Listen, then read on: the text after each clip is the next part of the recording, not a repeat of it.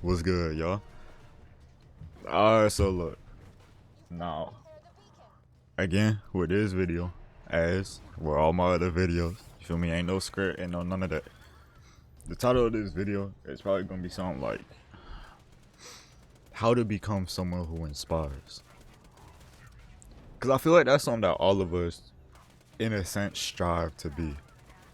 You know, I feel like all of us who feel that sense of purpose within ourselves, or who maybe you don't feel it yet, but at some point there may be a time where you strive to be someone who can inspire other people, help other people, you know, be like a role model for others. You feel me? Especially for those of you who trying to have families and things like that, right? So I kind of want to dive into what my thoughts are on becoming a person like that. So without further ado, if y'all don't mind giving me a little bit of y'all time, I ain't gonna try to make it too long, you feel me? But we gonna see how this go. But let's get to it. So first things first, I feel like someone who inspires, I feel like there's a few key characteristics that inspirational people have, right? Number one thing that people got is influence, right? A lot of people who, you can't really inspire nobody if you don't got no influence over them or influence in their life, right? Now, I'm gonna obviously break all these down, you feel me? But number one, you need some type of influence. I feel like something else that people who inspire others also tend to have is, I mean, I guess it really depends on the crowd, but control over themselves.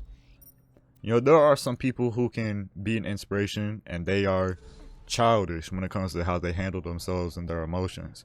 So I'm not gonna sit here and say it's a needed thing, but I think for the type of people who I make these videos for and the people who watch these type of videos, I feel like that's a really good key. I think that's something that we can all relate to. Is someone who is in control of themselves. And I think for a third key thing is strengths. But more specifically, a strength in something that can be used as a profession. Now, maybe a profession is a little bit extreme, but Oh, good. You're not dead. That's his way of saying, wow, you're a badass, I'm glad you're okay. Listen up, Hyperion. If you've got any bright ideas to blast Sanctuary out of the sky, just remember, I can phase the city anywhere I want at the drop of a hat. But if you want to waste another few $1 billion launching mortars at us, be my guest. Right. Sorry. We'd all be dead if it weren't for you. But we need a plan. Jack's getting closer and closer to digging up the warrior, and we still don't know where he's got the vault key stashed. I can help you with that. You? Damn it, we told you never to contact us again. Will you please just hear me out? Sure, let's listen to the crazy computer that just tried to kill us. Hey, remember that time she told us the vault was full of loot? It's with me. I'm charging the vault key. Continue. The key naturally charges itself once every 200 years. Jack is patient, but he's not that patient. He's been using my power to forcibly charge the key with iridium. If you find me, you find the vault key. The vault key is housed in my AI control core atop Thousand Cuts. It's protected by 3 impassable security hurdles. The first is a competitor deterrence field that will obliterate any non-Hyperion entity passing through it. Competitor deterrence field? What, like a death wall? It is a field of pure thermosonic energy programmed to atomize any unauthorized personnel. So yeah, a death wall. Beyond that lies the second hurdle, a defense bunker outfitted with the most high-tech weaponry Hyperion can afford. That doesn't sound good. Past the bunker, you'll have to get through the final hurdle, a door that will only open for Handsome Jack. Well, that sounds even worse. This will be your only opportunity to steal the vault key and stop Jack from controlling the warrior. I'm out of time. Do what you will, but promise me this. No matter what happens, do not allow Lilith into my chambers. What the hell's that supposed to mean? If she was luring us into a trap, she would have made it sound a little bit possible. If we're taking that bitch down, I'm coming. Trap or not. If anyone's gonna shut her down, it has to be you, soldier. Head to the Hyperion Preserve. I think I know how to get past the first hurdle. For example, with me, one of my personal strengths is doing what I'm doing right now, giving advice to people, right? Being able to see different perspectives and being able to break things down from another person's point of view, right? That's something that I've learned to become really skilled at. For someone else, it might be something as simple as they good at football. You feel me? They know how to hoop, or I don't know. You feel me? It could really be anything. But I feel like to have at least one thing that you are proficient at, I feel like that's also a key thing. But let's break each of these down one by one. Now, the first one I said was influence. Now, what even is considered influence? Now, for me personally, I feel like having an influence in someone's life it's a lot deeper than just like I'm not really even too sure how to put words behind it, because it's such a strong emotion, or it's such a strong effect that you can have, and there's so many different ways to develop an influence. One way that I know to be a very effective way to show influence or to gain influence with someone is by being able to offer something that is reliable and that is helpful. One way that I've learned to become really close with people, and really a way that I make a lot of my friends or people that I just talk to on a day-to-day basis, is by, well, when I first met them, it was usually because I was helping them. You feel me? I ain't gonna lie, I don't know why I'm stuttering, but it was usually because I was helping them with something, right?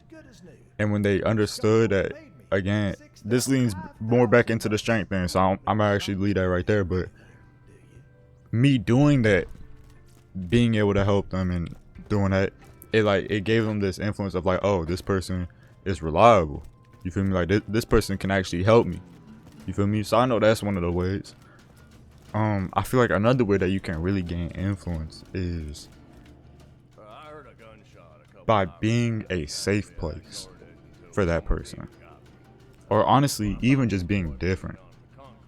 When you learn who you truly are, and when you learn how to step into that role of being yourself, honestly, that could even be one of its key characteristics alone of being someone who inspires. But to get back on topic, when you can be who you are, there will be no one else who is like you, who is exactly who you are.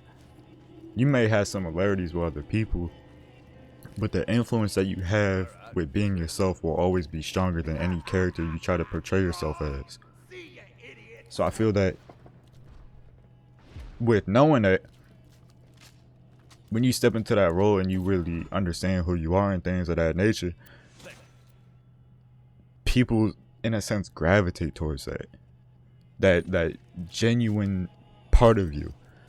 It's like a magnet for people who also want that, or for people who already have that. You feel me? Because as the saying goes, you are what you attract. You get what I'm saying? Or you attract what you are.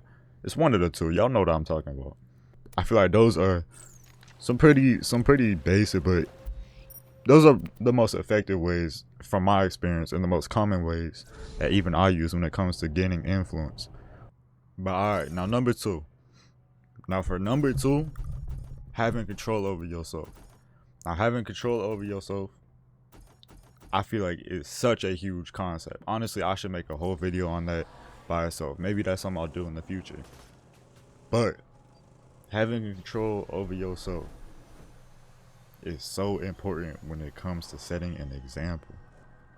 Because you got to understand, when you are inspiring people, you also have to understand that people who are inspired by you tend to follow in your footsteps. They try to copy you and have some sort of resemblance of you within themselves, right? That's why people who teach, it's very hard for people who try to teach things and preach things and, you know, tell people between right and wrong. Honestly, anyone who has any sort of influence at all, it's a lot harder, because you have to take in mind that these people look up to you, and these people will, in a sense, replicate and imitate the person that you portray yourself to be. So while it isn't necessarily a necessity to be in control of yourself and in control of your emotions, with my personal opinion and my personal advice for anyone who's watching this, I feel like that's something that you should really get down. You should really master that. Because if you know how to be in control of yourself and in control of your emotions, even who I am today, I still gravitate towards people who are like that when it comes to like content creators and things like that, because those are aspirations that I want. And I feel like a lot of people need that. I feel like this world needs things like that. It needs more of it. So I think being in control of how you feel, or not necessarily being in control of how you feel, but being able to not act based on how you feel. Being able to feel the emotions, process them, and then deliver your actions separate to those emotions. I feel like that is such an important skill, and so many people lack that. Like it's so crazy how many people don't know how to differentiate between what they should be acting on and their emotions. Because when your emotions consume you, your actions are no longer you. It is your thoughts, your deepest desires, your, you know, things like that. So that's why I feel like it's always best to not get emotional if those emotions consume what it is you truly want to accomplish. You feel what I'm saying? I hope that makes sense. But anyways, key number 3. Having a strength that could be used as a profession. Now, I know I did just say that, you know, maybe a profession is a little bit extreme, but I feel like that's the best way to explain it, to paint this picture for y'all. Now, I ain't gonna lie. There's this one saying that I be hearing where it's someone who practices all things is a master of nothing. Or a jack of all trades is a master of none. I think that's how it goes. It's something like that. If y'all know it, let me know down below. But I just don't really, I agree with it, and I do get where they coming from. But I feel like when it comes to being someone who is inspiring others, unless there is a certain specific thing that you want to be able to preach to people, I mean, I guess it really just depends on your destiny. It depends on what it is that you relate with. If you feel like you want to master one certain thing and not be good at nothing else, or be subpar at everything else, if that's what's put on your heart to do, then by all means support that. You feel me? Or pursue that, and I will support that. So this isn't like a set ground for everyone, but again, this is just my own opinion, my own advice based on my own experiences. So boom, I feel like it's always important to have things that you are strong at, your strengths. You know, we all got our own strengths and our weaknesses. We all got things that, you know, falter us, and then we all got things that, you know, make us want to keep going because we good at them. And with my own experience, I've learned that being able to be good at multiple things, like a little bit above average at multiple things, is a lot better than being about average at most things but really good at one, right? Because with my own experience, it's only when you limit yourself that being good at multiple things becomes a problem. Because if you continue to practice those multiple things over and over and over, eventually you can become good at all of them. You can be a proficient jack of all trades. You get what I'm saying? But with that being said, for all y'all, mainly y'all youngins, y'all people who's like in school, just getting to high school, middle school, maybe you even older than me, I feel like it's really important for you to establish something that you can actually be proud of, that you are good at. Because I do know there's some of y'all out here who are good at something, but you're insecure about what you're good at. Like, I knew this one girl who was insecure about her ability to draw, and she was one of the best artists I've ever seen. And it didn't make sense to me, and I would ask her, like, why don't you start, like, making things and selling these paintings or going to art school? And she felt embarrassed by it. So I do understand if you are in a similar situation. But if that's the case, here's my advice to you. either one, find something that you actually do enjoy, that you can be proud of. Or two, understand why you feel embarrassed in the first place. Because a lot of people in those situations, now this could be different for you, but I do know that a lot of people feel insecure because they are thinking about what other people might think of them, right? And that's a double-edged sword, because while thinking of what other people think of you can encourage you in some things, in some professions I should say, it can also hurt you and demotivate you. You feel me? So keep that in mind when thinking of things like that. But to get back on topic, I have seen that a lot of people, that's how they view life. Is they're like, oh well, I'm embarrassed because like, what would people think? And coincidentally, that's how she was in this situation. That's why I'm speaking on it. So I walked her through it, and I guess I kind of did what I'm about to do now, and I broke it down for her. And I was like, okay, if what other people are saying is such a big deal, or what other people think is such a big deal, that's fine. Because it is. It's completely okay to consider what other people may think. But then I also had to remind her, well, how do you feel about it? Do you enjoy it? Truly, do you enjoy it? And she was like, yeah, I do enjoy it. So then I had to tell her, same thing I'm telling y'all. There is no level of judgment that someone else should give that should stop you from doing something that you enjoy wholeheartedly. A passion. There is no one who should be able to tell you anything that makes you stop doing something you are passionate about. It don't matter your age, what your passion is. If it is something that you truly, truly love with all of your heart. Like for me, it's helping people, giving advice. There is nothing that anybody could tell me,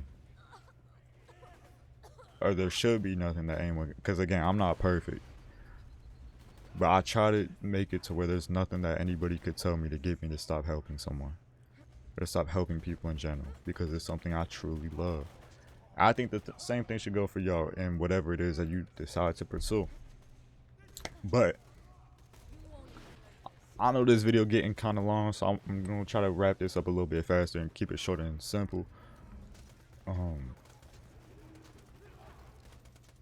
I feel like those three things, when you get those three things down, I feel like those are the basics to becoming someone who inspires.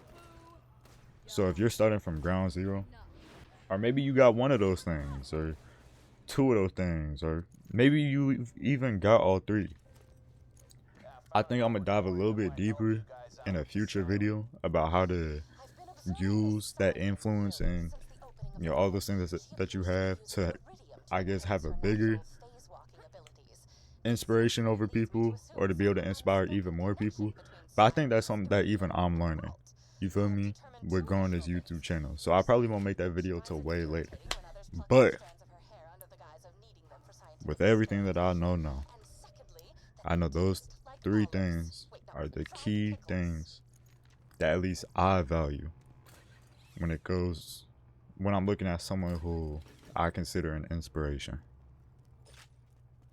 But hey, if that resonates with y'all, of course, as I always say, pray about it.